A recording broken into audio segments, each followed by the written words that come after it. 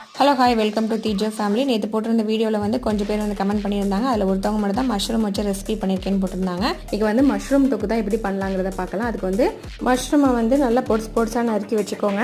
கடாயில் வந்து எண்ணெய் ஊற்றி பட்டை, கிராம்பு, ஏலக்காய், அதுக்கப்புறம் வந்து சோம்பு இதெல்லாம் போட்டு நல்லா தாளிச்சிட்டு ரொம்ப பொடியாக நறுக்குன்னா பச்சை மிளகாய் சேர்த்துக்கோங்க. அதுக்கப்புறம் 4-5 பெரிய வெங்காயத்தை வந்து அதையும் நல்லா சின்னதாக நறுக்கி அதையும் சேர்த்துக்கோங்க.